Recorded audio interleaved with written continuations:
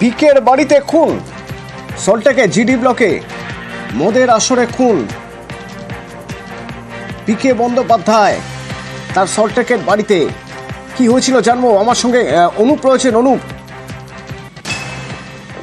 সল্টলেকে মদের আসরে মূলত খুন, রান্নাঘরে ছুরি দিয়ে এলোপাথারি কোপের ঘটনা। সল্টলেক যে জিডি ব্লক 273 নম্বর বাড়ি, এই বাড়িতেই কিন্তু একেবারে গতকাল দুই কেয়ারটেকার তারা মদের আসর বসিয়েছিল।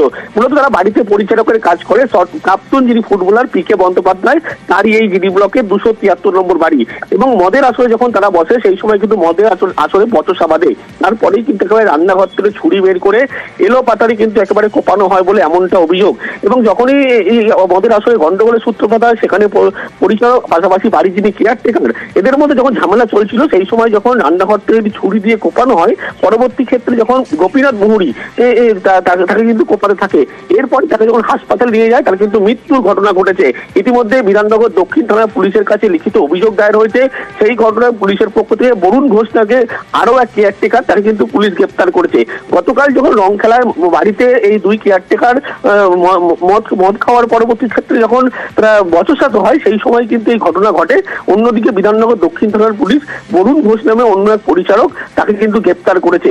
এবং কি ঘটনা ঘটেছিল গতকাল রাতে, পুলিশের পক্ষ থেকে কিন্তু এই বিষয় পুরোটাই কিন্তু খতিয়ে দেখা হচ্ছে। সল্টলেকে মদের আসরে খুন, দুই কেয়ারটেকার, তাদের মধ্যে বচসা মদের আসরে এবং সেখানেই খুন। ছুরি দিয়ে এলোপাথারি কূপ।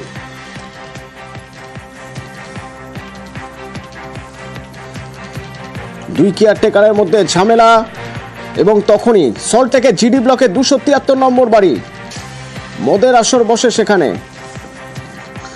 এই বচসা যখন হয়, গতকাল যখন মদের আসরে বচসা, তাতে একজন আর একজনকে এলোপাথারি কোপাচ্ছে, অনুপ তখন বাড়িতে আর কেউ ছিল কি?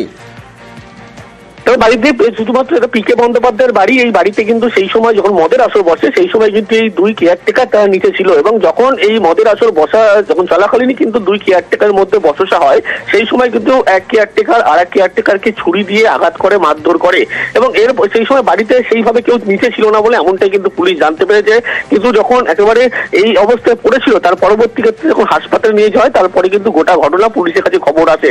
এরপরেই পুলিশ যখন তদন্ত শুরু করে, পিকে বন্দ্যোপাধ্যায়ের বাড়ির লোক তাদের সঙ্গে কথা বলে এবং গোটা যে ঘটনা কি ঘটেছিল সেটা কিন্তু জানার চেষ্টা করে। কারণ এই যে জিডি ব্লকের বাড়ি, সেই পিকে বন্দ্যোপাধ্যায়ের বাড়িতে এই কেয়ারটেকার বহু বছর ধরে কিন্তু কাজ করে। এবং গতকাল যখন হোলি উৎসব চলছিল, সেই সময় কিন্তু বাড়িতেই মদের আসর বসেছিল দুই কেয়ারটেকারে। এবং সেখানেই গন্ডগোলের সূত্রপাত, যার জেরে কিন্তু মদের আসরেই কথা কাটাকাটি হয়। তারপরে এক কেয়ারটেকার আর এক কেয়ারটেকারকে ছুরি দিয়ে এলোপাতারি কোপাতে থাকে, যার জেরেই কিন্তু মৃত্যুর ঘটনা ঘটেছে। নিচে যেখানে গন্ডগোলের সূত্রপাত হয়েছে, সেখানে কিন্তু অন্য কেউ ছিল না বলে এখনো পর্যন্ত পুলিশ জানতে পেরেছে। যদিও পুলিশের পক্ষ থেকে গোটা ঘটনা খতিয়ে দেখা হচ্ছে। তার কারণ এই যে পিকে বন্দ্যোপাধ্যায়ের বাড়ি, সেই বাড়ি কিন্তু একেবারে সিসিটিভি চাদরে মোড়া। সেই কারণে কি ঘটনা ঘটেছিল সেই ফুটেজ কিন্তু ইতিমধ্যে সংগ্রহ করেছে বিধাননগর দক্ষিণ থানার পুলিশ। তারা কিন্তু যাবতীয় বিষয় এই মুহূর্তে খতিয়ে দেখছে।